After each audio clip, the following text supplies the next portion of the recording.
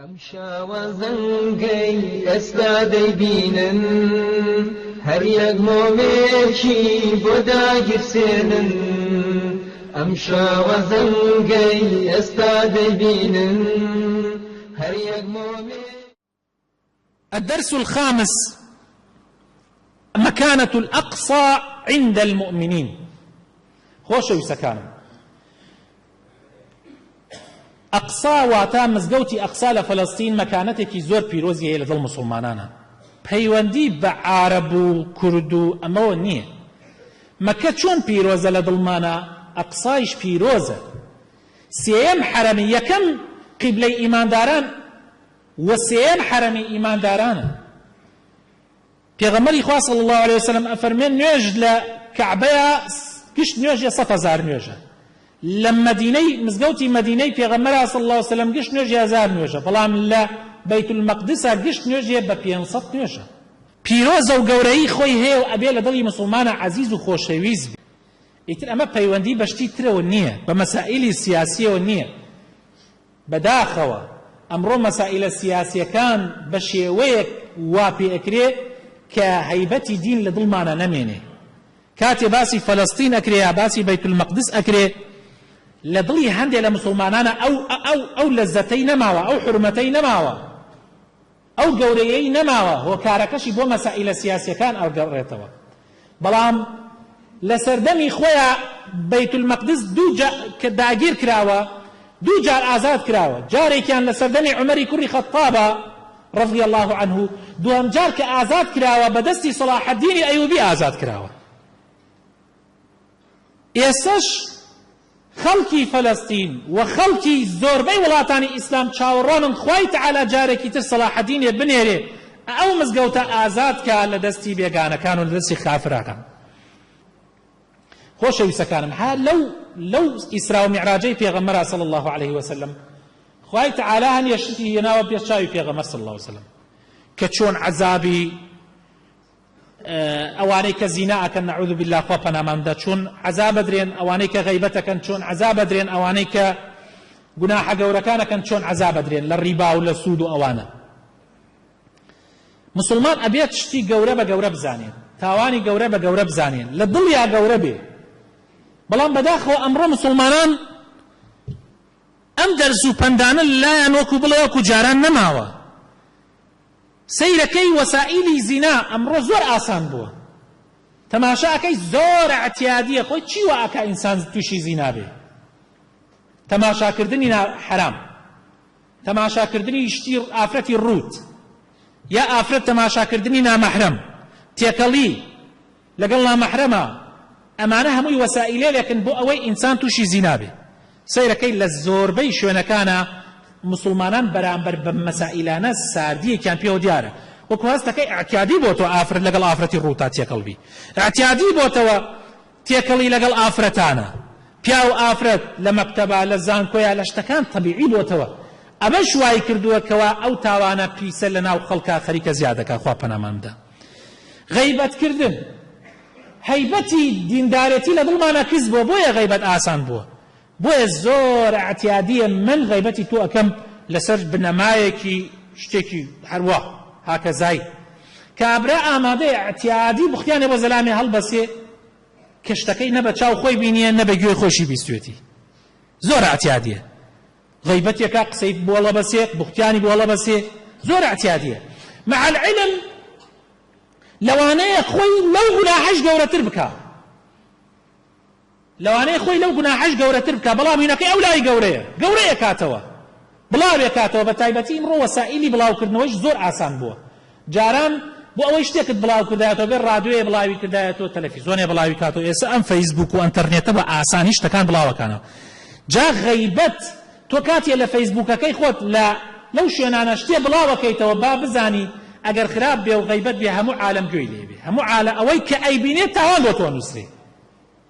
یەکێکی تر لەو دەرسانەی کە وەریەگرین ئەوەیە کە ئێمە ئەبێ ئیمانمان بە غەیبیات هەبێ. ئینسانی مسلمان نابێ وا بزانێ هەموو شتەکان ئەبێ بە چاو بیبینی ئەو جا تەواوە. ئێمە هەر شتێ لەلایەن خواوە بۆ پێغەمبەر هاتبێ و پێغەمبەریش بۆ ئێمە باسی کردبێ، ئیتر قورئان بێ و حەدیثی صحیح بێ، ئەبێ ئێمە باوەڕمان پێ هەبێ.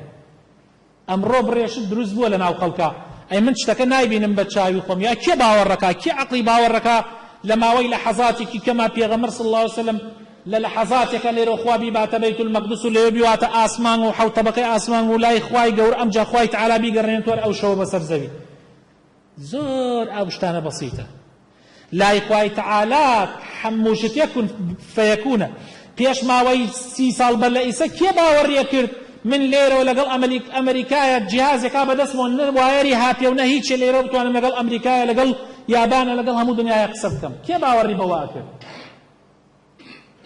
کێ باوەڕی بەوە ئەکرد کەوە پێش 50-100 ساڵ بە لە ئیسە بەر لەوەی تەلەڤیزۆن دروست ببێ کێ باوەڕی ئەکرد تۆپێنێک لە ئەسپانیایە ئەکرێت لە نەفس لەحزە و نەفس حاڵ ئەینەکان بە چرکەیەک بگاتە لای من ئەو کات ئەو شەق لە تۆپەکەدا ڕێک لە لای من دیار بێ کە شەقەدا لە تۆپەکە ئەمە هەمووی خوا دەرسە بە ئێمە پیشانێدا ئیسرا و میعراج ئەگەر لە زمانێکی ترا خەڵق تۆزی عەقڵی وەری نەگرتبێ ئەم زمانە هیچ خوای تەعالا و پەردانەی هەموو هەڵگرتەوە و موعجیزەی خوای تەعالا ئەمڕۆ بە چاوی خۆمان نەیبینین بۆیە ئەبوو بەکری سەدیق کاتێ قەومەکەی ڕۆیشتن وتیان ئەبوو بەکر محەممەد یەژی هەر ئەم شەو چوومەتە بەیت المەقدس شام و لەوێ چوومەتە ئاسمان و ئەمجا گەڕامەتەوە و یعنی ئەو حادیسەیان بەهینی بۆ ئەبوو بەکر گێڕایەوە محەممەد ئەو درۆ گەورەیە ئەکا ئیسەش باوەڕی پێەکەی وتی دڵنیا بم کە پێغەمبەر ئەم قسەی کردووە وتیان دڵنیا بە خۆتیش بێ لەگەڵمانە وتی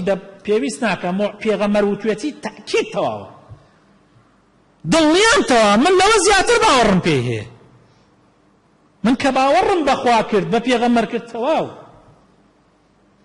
باوەڕ بە هەموو شتێکی ئەوانەکەم پێغەمبەر صلی الله عليه وسلم صادق مصدوقە پێغەمبەری خوا صلی الله عليه وسلم وحی ئیلاهی بۆ دێ چۆن باوەڕی پێ ناکەن جا زۆر گرنگە برا بەڕێزەکان ئەلەوە ئەبوو بەکر سەدیق ناونریا ئەبوو بەکری سەدیق پیاوی ڕاستەقینەیش هاوڕێی ڕاستەقینەیش ئاوایە یعنی من ئێستا معقول نییە من و تۆ زۆر هاوڕێ بین بەیەکەوە 10 ساڵ یعنی تەواو یەکتری بناسین دوای ماوەیەک من لە تۆدا ئەبڕێم ماوەیەک ئەم جایەکێ دێت شتێکت دەربارەی من بۆ باسەکە تۆ قەت ناچێتە عەقڵ تۆ ئەڵێی معقولە ئەو شتانە ناکەم باوەڕ ناکەم 100% هاوڕێ ڕاستەقینە ئەوەیە باسی یعنی باوەڕ ناکەم چونکە ئەی ناسیە تاقی کردوێتەوە بەڵام هاوڕێی خراپ یەکسەر ئەڵێ چی ئەڵێ بەخوا برا ڕاستەکەی بەخوا برا من هەر زانیم وایە یەکسەر سبحان الله ئەلەم جۆرە کەسانە هەیە لە ناو خۆمانە ئێسەش جا ئینسانی ڕاستەقینە ئەوەی ئیمانداری ڕاستەقینە بێ ئەبێ ئاوا بێ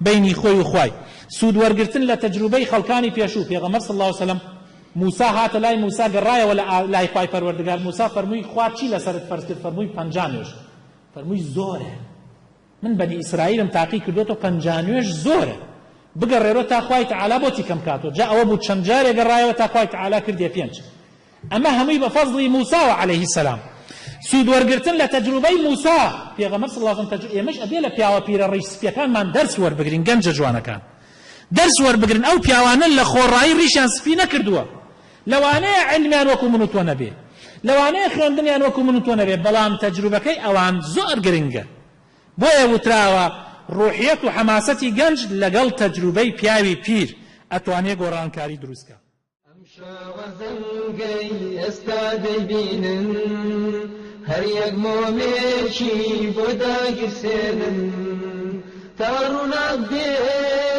ئەم جیهانە تا ڕووناک بێ ئەم جیهانە بەدادوەری ألم تر كيف ضرب الله مثلا كلمة طيبة كشجرة طيبة أصلها ثابت وفرعها في السماء